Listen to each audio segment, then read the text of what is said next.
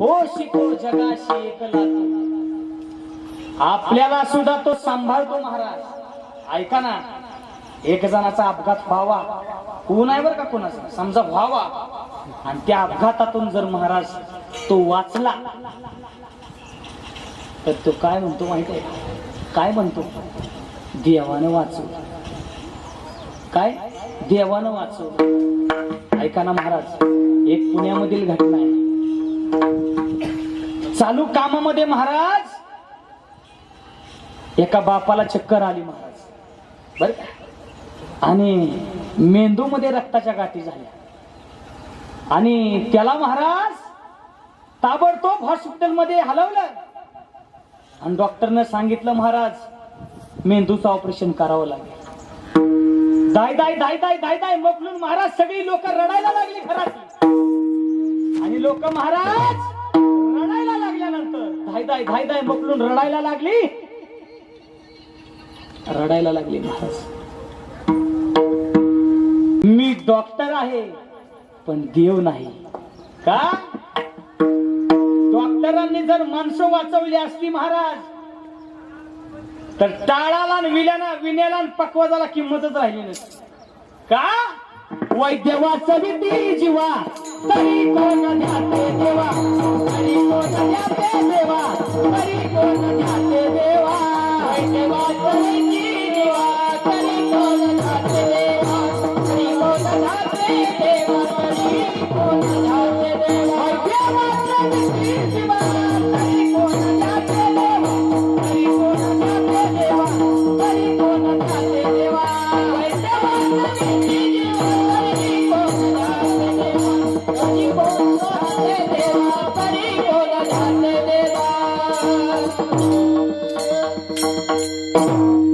डॉक्टरांनी सांगितलं तुम्ही सही द्यावे लागेल, ऑपरेशन होईल पण ते यशस्वी होईल हे मी सांगू शकत नाही. मग डॉक्टर काय म्हणाले? यशस्वी ऑपरेशन होऊ शकत नाही, मी गॅरंटी देऊ शकत नाही. इथून पुढचं आयुष्य सगळं कुणाच्या हातात आहे? कुणाच्या? देवाच्या हातात आहे, देवाच्या. कोण म्हणलं? डॉक्टर साहेब म्हणले. मग मला सांगा, कोरोनामध्ये असंख्य माणसं गेली महाराज, गेली का नाही? पहिल्या लाटेमध्ये माणसं गेली महाराज, दुसऱ्या लाटेमध्ये सुद्धा असंख्य माणसं, आपल्या जवळची माणसं गेली. इथं बसलेल्या प्रत्येक माणूस आहे ना, त्यांच्या प्रत्येकाचा ओळखीचा माणूस एक ना एक माणूस गेलाय महाराज. पहिल्या लाटेमध्ये माणसं गेली, दुसऱ्या लाटेमध्ये माणसं गेली महाराज, तिसऱ्या लाटेमध्ये सुद्धा माणसं गेली. हे मग मला सांगा ना, तिसऱ्या लाट आली, चौथी लाट आली, त्यातनं सुद्धा आपण महाराज या ठिकाणी जिवंत आहे, हे आपला खरा बोनस आहे बर का. तुम्ही असं समजू नका. कित्येक माणसं महाराज या कोरोनातनं गेलेले आहेत, असंख्य माणसं, 30-30, 40-40 लाख रुपये खर्च केलाय माणसांनी महाराज. पण खरं सांगू का, या कोरोनामध्ये आपल्याच माणसांनी आपलीच माणसं लुटली महाराज. तुम्ही म्हणसाल कशी? हा मला सांगा ना, की कसलं तरी इंजेक्शन होतं बघा, रेमडेसिवीर का काय, हा ते इंजेक्शन महाराज 1200 रुपयाचे इंजेक्शन महाराज लाख लाख रुपयाला विकलं महाराज. हा ह्या नात्यापुत्यामध्ये महाराज, हा एक शेतकऱ्याचा मुलगा आला महाराज, ऐका ना, स्वतःच्या बापाला महाराज घेऊन आलता, खिशामध्ये फक्त 5000 रुपये आहेत, आणि डॉक्टरने सांगितलं महाराज तुम्हाला 3 लाख रुपये भरावे लागतील. मला सांगा त्या शेतकऱ्याने कुठनं पैसे भरायचे? कसे पैसे भरायचे महाराज? मग मला सांगा, कोरोनातनं असंख्य लोक गेली, पण या ठिकाणी आपण जिवंत आहे ना, तो आपला बोनस आहे, बोनस. देवाने आपल्याला बोनस दिलेला आहे. देवाने आता तरी सांगितलेलं, आता तरी चांगलं वागा, हा आता तरी चांगलं लागा, आणि त्या महाराज देवाच्या महाराज नामस्मरणाला लागा.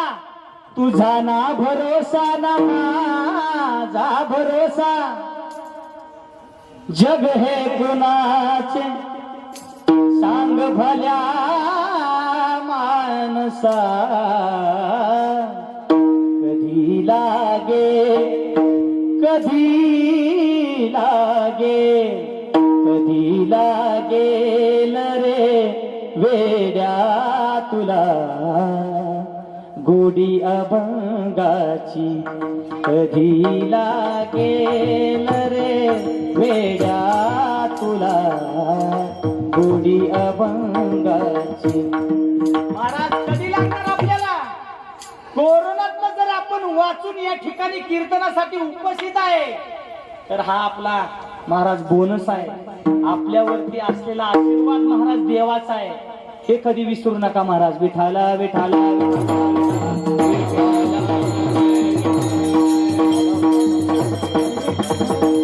आपल्याला वाटतं महाराज या जीवनामध्ये फक्त आपणच जगतोय, आपल्याला कोण सांभाळणार नाही. ऐका ना महाराज, तो आपल्याला देव सांभाळतो. एका समुद्राच्या बोटेमध्ये महाराज राजा आणि राणी आहे. ऐका, आणि बोट जशी आत गेली महाराज तसा लाटा महाराज उसळायला लागल्या आणि भली मोठी लाट आली महाराज. या राणीनं महाराज राजाला सांगितलं, राजा साहेब काहीतरी करा नाहीतर आपण मरून जाईल. बर का? राजा एक नाही दोन नाही, राजा एक नाही दोन नाही महाराज. राजा त्या लाटाकडे बघत बसलेला आहे. कारण का? राजाला माहित आहे माझ्या देवावरती माझा पूर्णपणे विश्वास आहे. राजा महाराज देवाचं नामस्मरण करत होता. राणी माग महाराज उभी होती आणि राणी बोलायला लागली, राजा साहेब काहीतरी करा नाहीतरी महाराज नाव आपली पलटी होईल आणि आपण मरून जाईल. राजा साहेब महाराज एक नाही दोन नाही. तिसऱ्या बारीला महाराज राणीने जसं सांगितलं, राजा साहेब काहीतरी करा आपण मरून जाईल. त्यावेळेस महाराज राजाने महाराज मेण्यातील तलवार उपसली महाराज आणि राणीच्या महाराज गळ्याला लावली. आणि गळ्याला लावल्यानंतर राणीला सांगितलं, सांग आता तुला भीती वाटते का? सांग तुला भीती वाटते का? तलवार गळ्याला लावलेली आहे. राणी बोलते, राजा साहेब तुम्ही माझे धनी आहे. हा, आमचे मालक आहेत तुम्ही. आम्हाला कशाची भीती आहे का? कारण तुम्ही आम्हाला पोसणारे. तुम्ही कसे आम्हाला मारणार? मग राजा साहेब राणीला बोलू लागले, जसं तुला वाटतंय ना तुझा मालक तुला मारू शकत नाही, तसा माझा सुद्धा मालक मला मारू शकत नाही, हे मला खात्री आहे माझ्यापाशी. हा, मला सांगा, पोशितो जगाशी एकला तो पोसणार आहे आपल्याला. मग आई वडील सुद्धा आपल्याला पोसतात महाराज. एक लक्षात ठेवा, जगद्गुरु तुकोबाराय बोलतात, वाहे माऊलीचे चित्त. मग महाराज जगद्गुरु तुकोबाराय बोलतात, लेकराचे हित. मग लेकराचं हित काय जाणायचं आपण? लेकरासाठी सगळ्या गोष्टी कमवून ठेवणं म्हणजे त्याचं हित नाही. माय मावल्या नीट ऐका, पुरुष वर्ग समोर बसलेले आहेत, एवढी संपत्ती कमवू नका. आईच्या पिठावर रेगोट्या पोर परत वळतेली. त्याला काहीतरी कमवायला ठेवा. आपल्याला एकच तळमळ आहे महाराज, आपण संसारामध्ये आणि आपण परमार्थामध्ये सुद्धा आहे. संसारी लोकांची तळमळ वेगळी आहे आणि परमार्थिक लोकांची तळमळ वेगळी आहे. संसारिक लोकांची तळमळ काय आहे? अन्न मान धन हे तो प्रारब्ध आधीन. हा, अन्न मान धन हे तो प्रारब्ध आधीन. पण ऐका, एकच तळमळ आहे, वाढावे संतान, गृही व्हावे धनधान्य.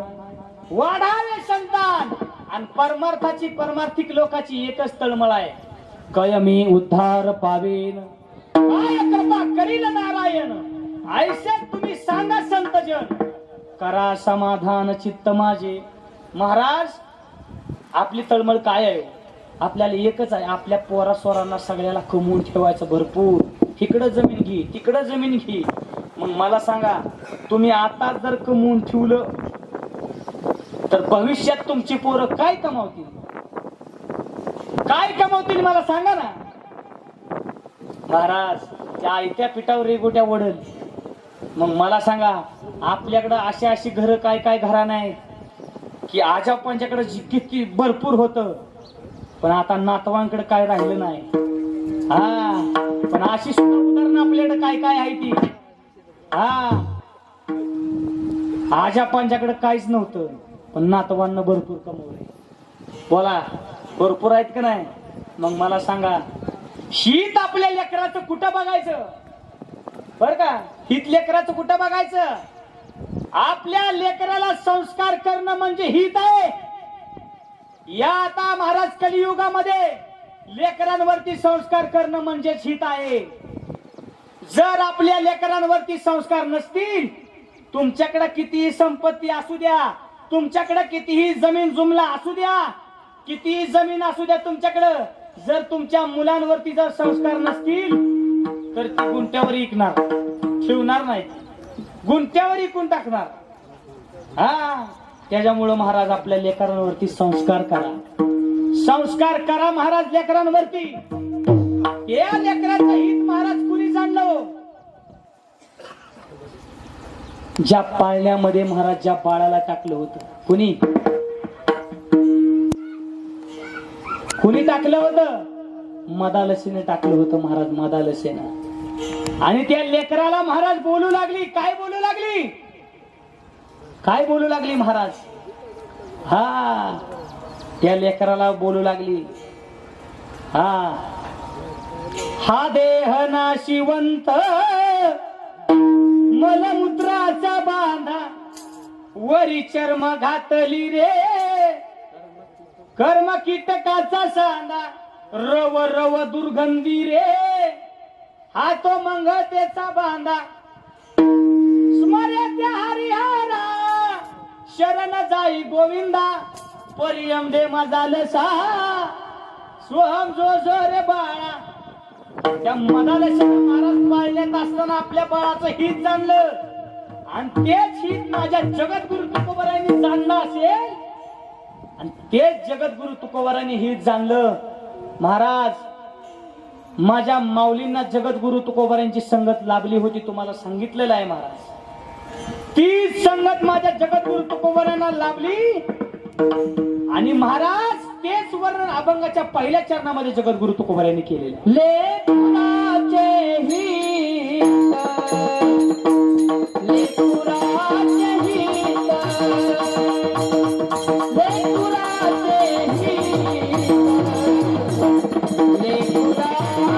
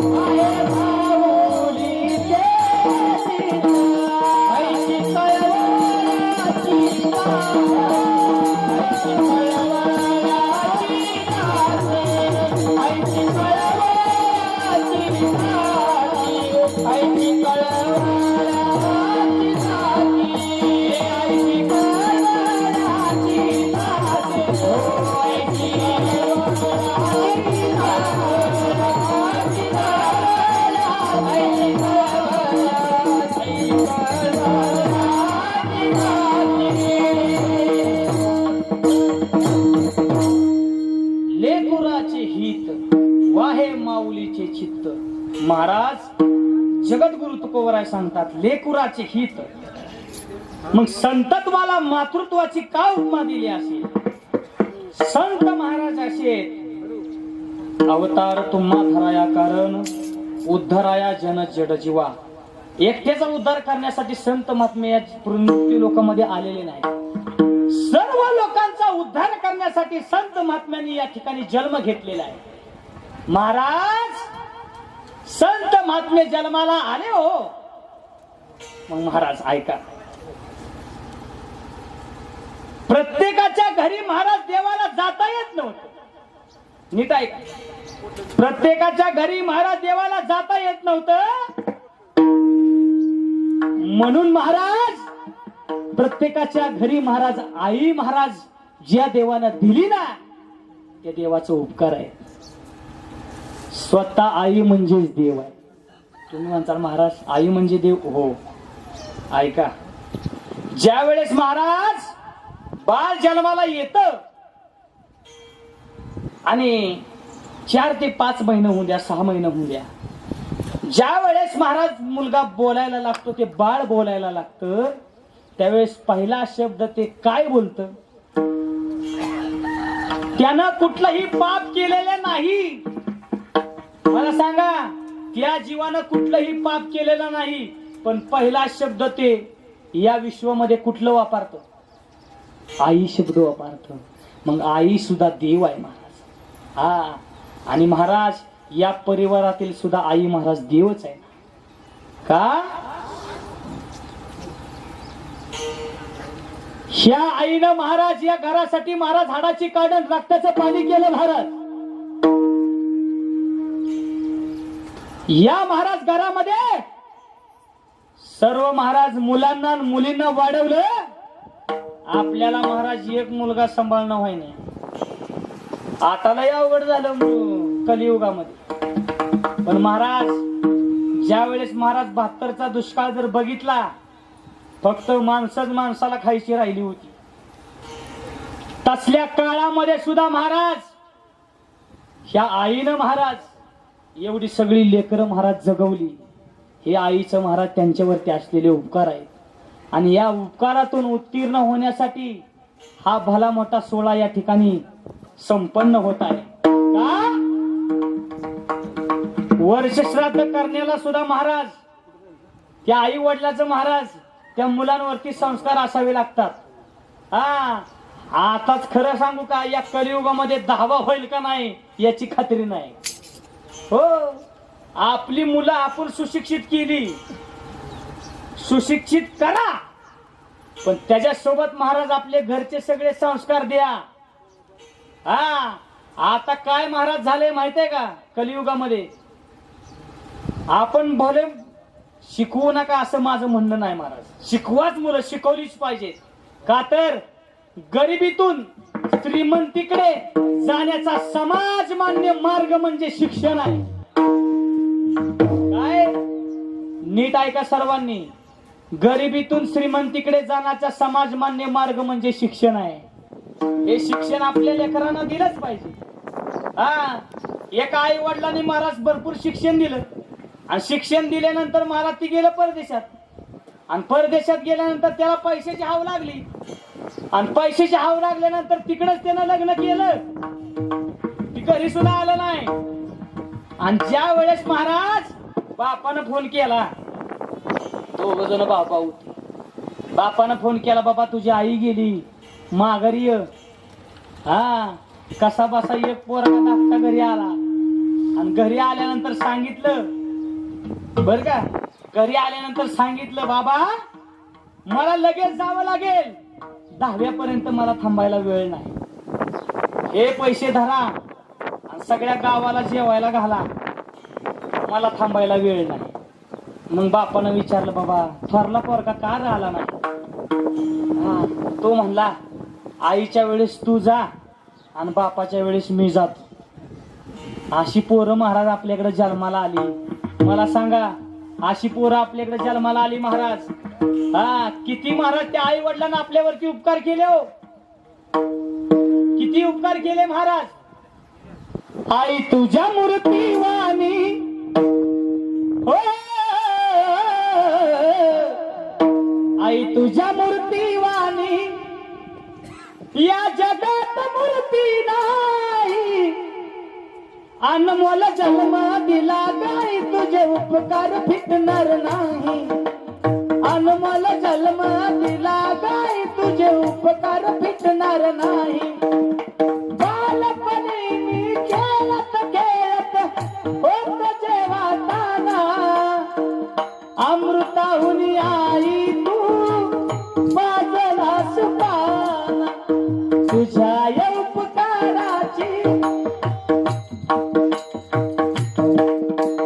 तुझ्या या उपकाराची कधी जाणीव झाली नाही, अनमोल जन्म दिला गाई तुझे उपकार फिटणार नाही, अनमोल जन्म दिला गाई तुझे उपकार फिटणार नाही. सांगा ना महाराज, काय दिल्यानंतर आई वडिलांचे उपकार फिटतील? शाळेतून घरी येताना उशीर मजला होई, गल्लोगल्ली वाट पाहे तूच माझी आई, तुझ्या या उपकाराची हो, तुझ्या या उपकाराची कधी जाणीव झाली नाही, अनमोल जन्म दिला गाई तुझे उपकार फिटणार नाही, अनमोल जन्म दिला गाई तुझे उपकार फिटणार नाही. महाराज, ते आई वडिलाचे महाराज उपकार आपल्या जीवनातून कधी फिटू शकत नाही. हा, आपण कितीही मोठे व्हा, कितीही महाराज आपल्याकडे पैसा येऊ द्या, पण एक लक्षात ठेवा, आपण आई वडिलांच्या पेक्षा मोठं होऊ शकत नाही. हा महाराज, तुम्हाला वाटतं ना तुमच्या बापाने माझ्यासाठी काही केलं नाही? माणसं महाराज सहज म्हणून जातात पोरं आताची. बापानं माझ्यासाठी काही केलंय? आई वडिलांनी माझ्यासाठी काही केलंय? अरे ऐका, संध्याकाळी बाप झोपल्यानंतर एकदा उठा, त्याच्या पायापाशी जा, त्याच्या पायाच्या चिरण्या तुम्हाला सांगतील महाराज त्यांनी तुमच्यासाठी काय केलं. अरे फाटलेलं बनेल सांगाल वडिलाचं महाराज, बापानं आपल्यासाठी काय केलं. हा महाराज, आई वडील आपल्यासाठी करतात महाराज, ते आपल्याला महाराज जाणू शकत नाही. आपण बाप करी जोडी लेकुराचे ओडी, बाप करी जोडी लेकुराचे ओडी, आपुली कुरवंडी वाळवणी रे, आपुली कुरवंडी वाढवणी, आपुली कुरवंडी वाळवणी, एकाएकी केला मिराशीचा धनी, एकाएकी केला मिराशीचा धनी. आपला जो बाप आहे ना महाराज, ऐका ना, आपल्यासाठी महाराज दुसऱ्याचं पाय धराय कमी करत नाही का? आपल्या मुलाचं महाराज जीवन सुखकर करण्यासाठी, जीवनामध्ये कुठलीही यातना माझ्या मुलाला न व्हावी, जी यातना मला भोगायला मिळाली ना ती माझ्या पोराला भोगायला न यावं महाराज, त्यासाठी आई वडील झटत असतात महाराज. ऐका ना,